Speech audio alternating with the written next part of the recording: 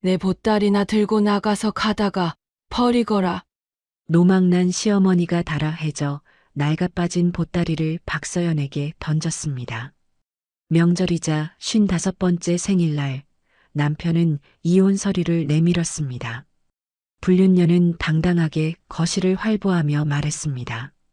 이제 제가 이 집 안주인이에요. 25년을 헌신한 서연은 그렇게 쫓겨났습니다. 친구 집 소파에 앉아 떨리는 손으로 보따리를 열었습니다. 그 순간 서연은 그 자리에 주저앉고 말았습니다. 손이 떨렸습니다. 숨이 멎는 것 같았습니다. 하지만 그들은 몰랐습니다. 시어머니가 버리라고 던진 낡은 보따리가 모두의 삶을 완전히 바꿔놓게 될 줄은요. 진짜 싸움은 이미 1년 전에 끝나 있었다는 사실을요. 사연 시작 전 구독과 좋아요를 눌러주세요. 평범해 보이는 사람들의 숨겨진 이야기를 매일 전해드립니다. 지금 어디에서 듣고 계신지도 댓글로 남겨주세요. 오늘 하루 따뜻한 행운이 함께 하시길 바랍니다. 그리고 그 1년은 이렇게 시작되었습니다. 1년 전 그날도 박서연은 새벽 5시에 눈을 떴습니다. 25년째 변함없는 아침이었어요. 조용히 부엌으로 가서 밥을 안 치고 된장찌개를 끓였습니다. 아침 7시 시어머니가 거실로 나오셨어요. 서연은 정갈하게 차린 밥상을 올렸습니다. 우리 며느리 덕분에 내가 사는 거야. 시어머니의 따뜻한 말에 서연은 마음이 녹았어요. 식사 후 서연은 약을 준비하며 말했습니다. 어머님, 이 약은 식후 2시간 뒤에 드셔야 해요. 남편 윤재혁이 끼어들었어요. 내가 뭘 알아? 내가 의사야. 내가 의사야? 재혁은 어머니께 약을 바로 건넸습니다. 서연은 더 이상 말하지 않았어요. 2시간 후 시어머니는 복통을 호소하셨습니다. 서연은 알고 있었지만 말하지 않았어요. 어차피 안 믿을 테니까요. 며칠 후 병원 수간호사 한지우가 새우 요리를 가져왔어요. 어머님 새우 알레르기 있으세요? 서연의 말에 지우는 비웃었습니다. 아줌마가 뭘 안다고요? 1시간 후 시어머니 온몸에 두드러기가 올랐어요. 25년 동안 늘 그랬습니다. 정확하게 말했지만 무시당했어요. 결국 자신이 옳았어도 아무도 인정하지 않았습니다. 내가 뭘 알아? 그 말이 귓가에 맴돌았어요. 서연은 점점 말을 줄였습니다. 침묵하는 게 편했어요. 싸우지 않아도 되니까요. 하지만 시어머니만은 달랐습니다. 우리 며느리는 똑똑해. 말 잘 들어야 해. 그 말이 서연에게는 유일한 위로였어요. 어느 날 저녁 시어머니가 서연의 손을 꼭 잡았습니다. 서연아, 힘들지?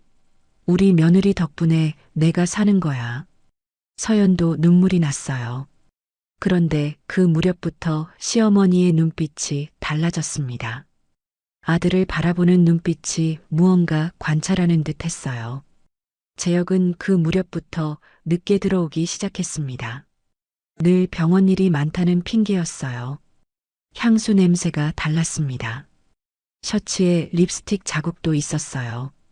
그 무렵 병원에 새로 온 수간호사 지우는 점점 더 자주 집에 들렀어요.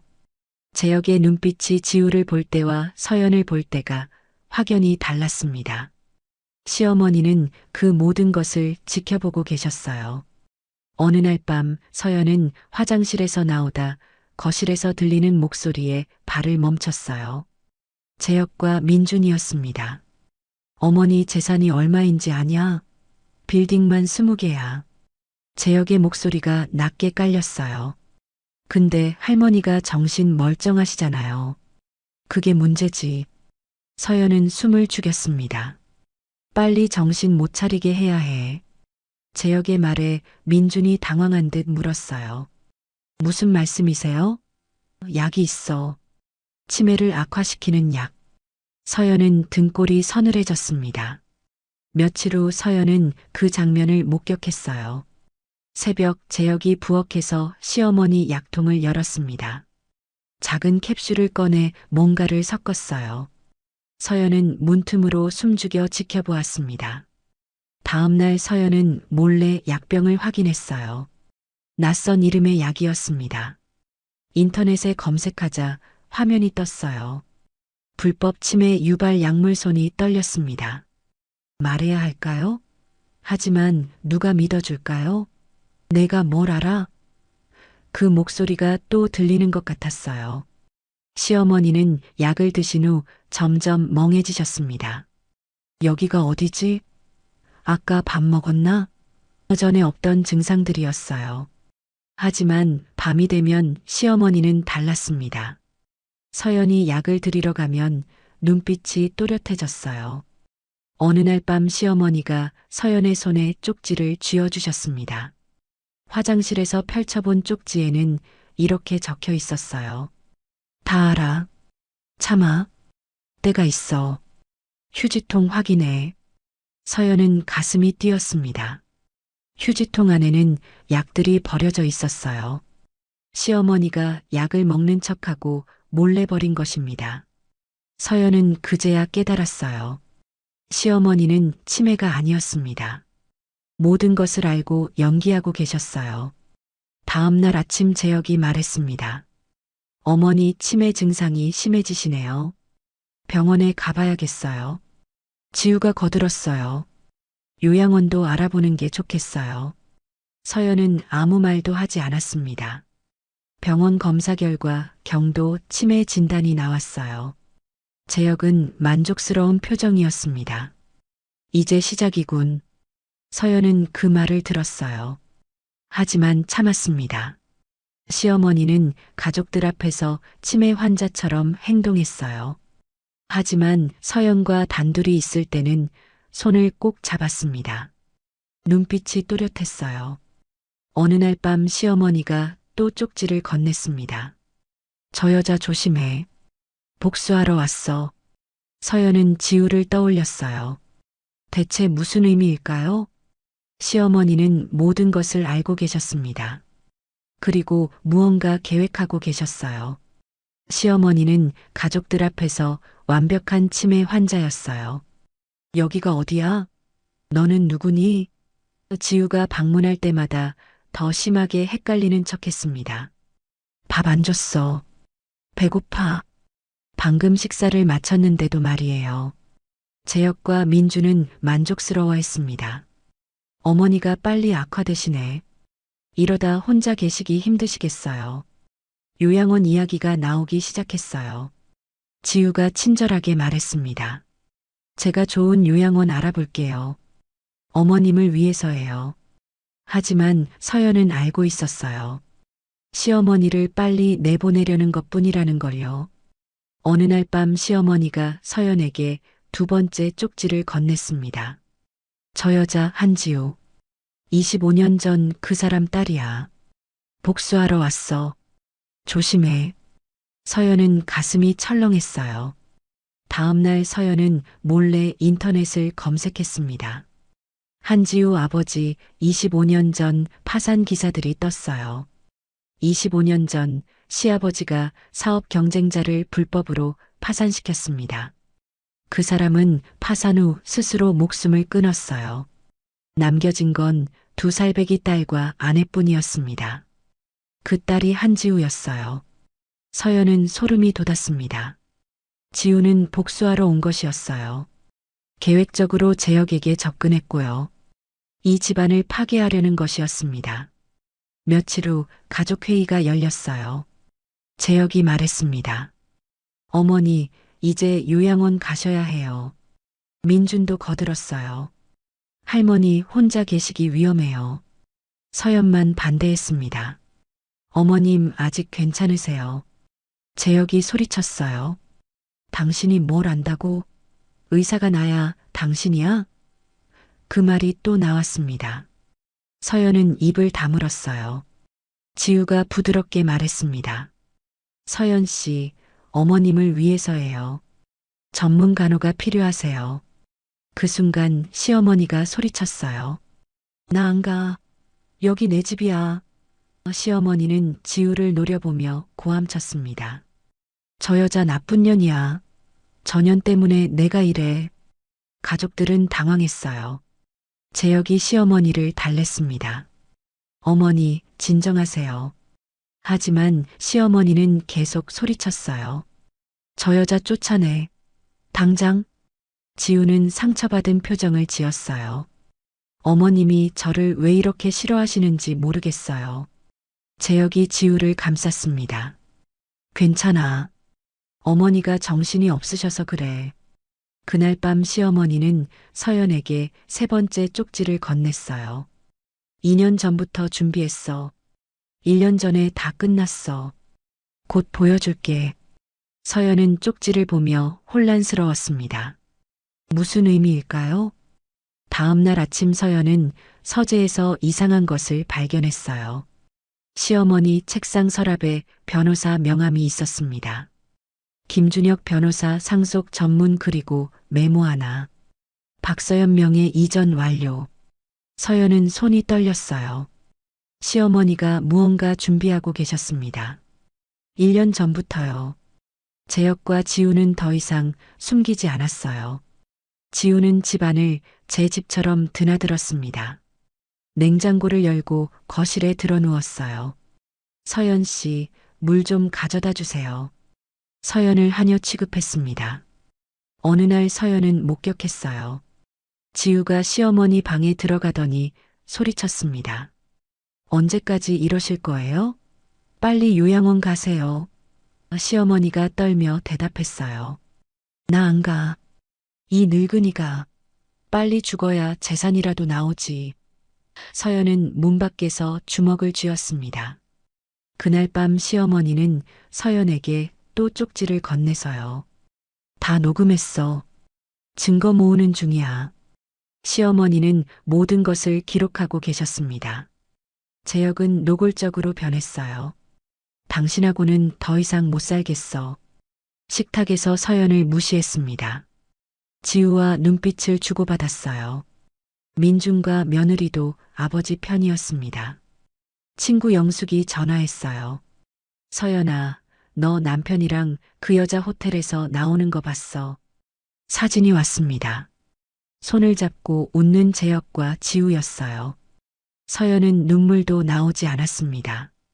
어느 날 재혁이 말했어요. 당신 친정 재산은? 무슨 말씀이세요? 부모님 돌아가셨잖아. 유산 받았어? 서연은 고개를 저었습니다.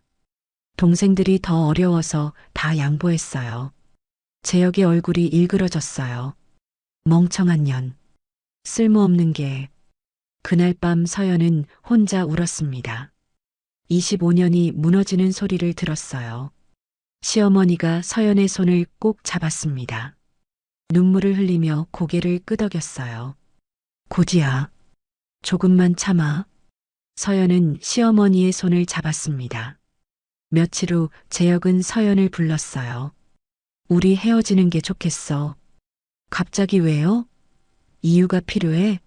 당신이랑 못 살겠어. 지우가 거실에 앉아 듣고 있었습니다. 웃고 있었어요. 민준이 거들었습니다.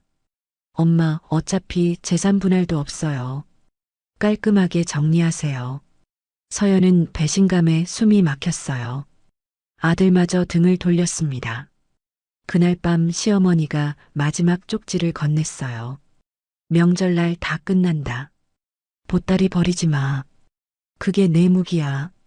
서연은 쪽지를 가슴에 품었습니다. 명절이 다가오고 있었어요. 서연의 생일이기도 한 그날이요. 명절 아침, 서연의 55번째 생일이었습니다. 미역국을 끓이며 서연은 기대했어요. 25년 만에 가족들이 챙겨줄까 하고요. 거실로 나가자 재혁이 서류를 내밀었습니다. 도장 찍어. 이혼이야. 생일 축하 대신 이혼 서류였어요. 그때 현관문이 열렸습니다. 지우가 당당하게 들어왔어요. 안녕하세요. 이제 제가 이 집 안주인이에요. 손에는 짐가방이 들려 있었습니다. 민준이 말했어요. 엄마, 재산 분할 없어요. 어차피 할머니 재산도 아버지 거예요. 며느리도 고개를 끄덕였습니다. 서연은 믿을 수 없었어요. 25년을 살았는데 재혁이 비웃었습니다. 25년? 밥이나 얻어먹은 주제에 지우가 소파에 앉으며 말했어요. 빨리 나가세요. 저 피곤해요. 그때 시어머니 방문이 벌컥 열렸습니다. 시어머니가 노망난 사람처럼 비틀거리며 나왔어요. 손에 낡은 보따리를 들고 있었습니다. 이거나 들고 나가. 시어머니가 보따리를 서연에게 던졌어요. 나가면서 버리고 가거라. 쓰레기는 쓰레기통에 버려야지. 온 가족이 비웃었습니다. 서연은 캐리어와 보따리를 들고 집을 나섰어요. 뒤에서 지우의 웃음소리가 들렸습니다. 드디어 나갔네요. 친구 영숙의 집에 도착했어요. 소파에 주저앉아 떨리는 손으로 보따리를 열었습니다. 낡은 보자기 안에서 서류 봉투가 나왔어요. 첫 번째 서류, 건물 소유권 증서였습니다. 20개 빌딩이 모두 서연 명의였어요. 이전 일자는 1년 전. 두 번째, 통장 3개, 각각 100억, 150억, 50억 원. 예금주는 박서연. 개설일 역시 1년 전이었어요. 세 번째, 공증된 유언장. 박서연에게 모든 재산 증여함. 작성일 1년 전. 변호사 보관 중이었어요. 마지막으로 짧은 편지. 다 내 거야. 나머지는 나 만나면 알려줄게. 병원으로 와. 혼자 와. 서연의 손이 떨렸습니다. 숨이 멎는 것 같았어요. 1년 전? 이미 1년 전에? 영숙이 놀라 물었습니다. 서연아, 이게 뭐야? 서연은 대답할 수 없었어요. 믿을 수가 없었습니다. 시어머니가 쓰레기라고 던진 보따리. 그 안에 모든 것이 들어 있었어요. 이미 1년 전에 끝난 싸움이었습니다. 다음 날 서연은 병원으로 향했습니다. 시어머니가 입원해 계신다는 연락을 받았어요. 중환자실 앞에서 서연은 숨을 고르고 들어갔습니다. 시어머니가 눈을 뜨셨어요. 왔구나. 우리 딸. 목소리가 또렷했습니다. 치매 환자가 아니었어요. 놀랐지? 나 치매 아니야. 서연은 알고 있었어요. 1년 전에 다 알았어. 저놈들이 나한테 약 먹이는 거. 시어머니의 눈에 눈물이 고였습니다. 왜 참으셨어요? 증거 모으려고. 그리고 널 지키려고. 시어머니가 서연의 손을 꼭 잡았어요. 너 의대 나왔지? 수석으로. 서연은 눈물을 흘렸어요. 25년 전 내가 다 알고 있었어. 내 며느리 의사라는 거. 근데 저놈이 내 날개를 꺾었지. 시어머니는 서랍을 가리켰습니다. 열어봐. 안에는 약물 분석 자료와 녹음 파일이 있었어요. 1년간 모은 거야. 살인미수 증거야. 저 한지우라는 여자, 25년 전 그 사람 딸이야. 시아버지가 불법으로 파산시켰고 그 사람 자살했어. 딸이 복수하러 온 거야. 모든 증거 다 있어. 시어머니가 계속 말했습니다. 2년 전부터 아들이 변하는 거 봤어. 그때부터 준비했지. 변호사 만나고 재산 정리하고 1년 전 약 먹이는 거 확신했을 때 모든 재산 내 이름으로 넘겼어. 서연은 믿을 수 없었어요. 이미 다 끝났어.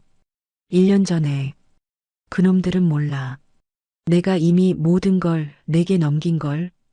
법적으로 완벽해. 되돌릴 방법 없어. 시어머니가 힘없이 말했습니다. 나 이제 오래 못 가. 약 때문에 간이 많이 나빠졌어. 서연이 손을 꼭 잡았어요. 내가 날 대신해서 이겨줘. 아니, 이미 이긴 거야. 그냥 내 인생 살아. 의사로. 시어머니는 마지막으로 미소 지었어요. 고마웠어. 너는 내 진짜 딸이었어. 서연은 시어머니를 꼭 안았습니다. 25년 만에 처음으로 인정받았어요. 의사였던 자신을요. 능력 있는 자신을요. 병원을 나서며 서연은 결심했습니다. 이제 싸울 때라고요. 아니, 이미 이긴 싸움을 확인할 때라고요.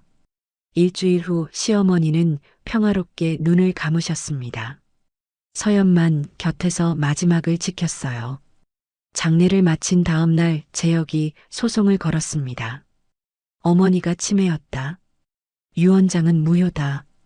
법정에 선 재혁은 자신만만했어요. 병원 진단서를 제출했습니다. 하지만 서연 측 변호사가 말했어요. 오히려 원고가 범죄자입니다. 법정이 술렁였어요. 약물 투약 증거가 제출되었습니다. 불법 치매 약물 성분 분석 자료였어요. 재혁과 민준의 대화 녹음 파일도 나왔습니다. 빨리 정신 못 차리게 해야 해. 재혁의 목소리가 법정에 울렸어요. 약물 구입 기록도 있었습니다. 시어머니의 간 손상 의료 기록도 제출되었어요. 재혁의 얼굴이 창백해졌습니다. 판사가 물었어요. 증인, 직업이 무엇입니까?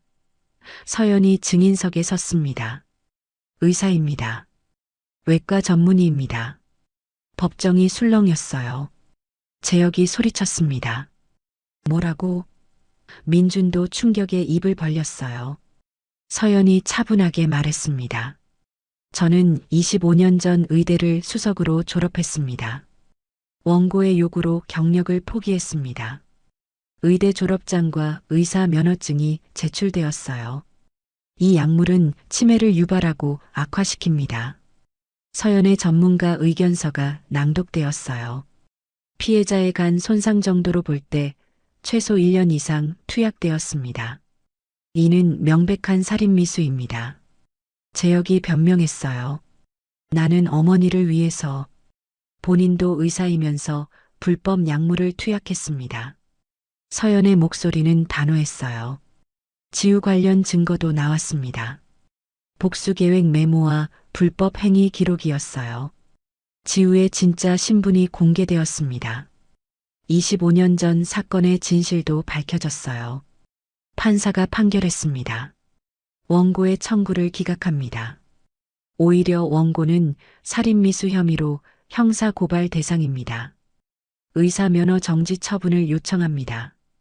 재혁이 주저앉았어요. 민준도 얼굴이 새하얘졌습니다. 지우는 법정을 빠져나가려 했지만 제지당했어요. 서연은 증인석에서 내려왔습니다. 25년 만에 처음으로 자신을 밝혔어요. 의사 박서연으로요. 한 달 후 선고가 내려졌습니다. 재혁은 살인미수로 실형 2년을 받았어요. 의사 면허는 영구 박탈되었습니다. 민주는 공범으로 집행유예를 받았어요. 지우는 사기와 협박으로 실형 1년이 선고되었습니다. 재혁은 감옥에 갇혔어요. 병원에서는 약물로 어머니를 죽이려던 의사라고 낙인 찍혔습니다. 지우는 복수에 실패하고 모든 것을 잃었어요. 민주는 회사에서 해고당하고 이혼까지 당했습니다. 모두가 쫓겨난 며느리를 비웃었지만요. 진짜 쫓겨난 건 그들이었습니다. 서연은 시어머니 봉안당을 찾았어요.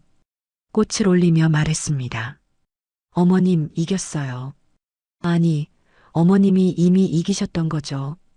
바람이 살랑 불었습니다. 시어머니가 웃고 계신 것 같았어요. 석 달 후 서연은 의사 면허를 재활성화했습니다. 25년 만에 복귀였어요. 시어머니 이름을 딴 자선병원을 열었습니다. 김옥희 자선의료원이었어요. 개원식 날 기자들이 몰려왔습니다. 25년간 왜 의사활동을 하지 않으셨나요? 서연이 차분하게 대답했어요. 제 날개를 꺾은 사람이 있었습니다. 하지만 저를 다시 날게 해준 분도 계셨어요. 제 시어머니였습니다. 언론은 서연의 이야기를 다뤘어요. 25년 숨어있던 의사의 귀환 쫓겨난 며느리 알고 보니 부동산 재벌 상속자 약물 투약한 의사 아들 며느리에게 모든 것 빼앗겨 병원은 가난한 환자들을 무료로 진료했습니다. 서연은 매일 환자들을 돌봤어요. 흰 가운을 입은 서연의 얼굴은 빛났습니다. 어느 날 한 환자가 물었어요. 선생님, 25년이나 쉬셨다면서요? 서연이 미소 지었습니다. 쉰 게 아니라 숨어 있던 거예요. 이제 더 이상 숨지 않습니다. 병원 현관에는 현판이 걸려 있었어요. 김옥희 여사를 추모하며 서연은 그 현판을 볼 때마다 마음이 따뜻해졌습니다. 1년 후 서연은 봉안당을 다시 찾았어요. 어머님, 저 정말 잘 살고 있습니다. 25년 숨었지만 이제 제 이름으로 살고 있어요. 의사 박서연으로요. 바람이 불었습니다. 나뭇잎이 살랑거렸어요. 서연은 고개를 들어 하늘을 보았습니다. 구름이 천천히 흘러가고 있었어요. 어머님 사랑했어요. 서연의 눈에서 눈물이 흘렀습니다. 하지만 그 눈물은 슬픔이 아니었어요. 감사의 눈물이었습니다. 55살에 다시 의사가 된 여자. 아니, 25년간 숨어있던 의사가 돌아온 것입니다. 그녀의 새로운 시작이었어요. 오늘의 이야기가 마음에 닿았다면 구독과 좋아요로 함께 해주세요. 여러분의 따뜻한 댓글 하나하나가 큰 힘이 됩니다. 지금 어디에서 듣고 계신지도 남겨주시면 감사하겠습니다.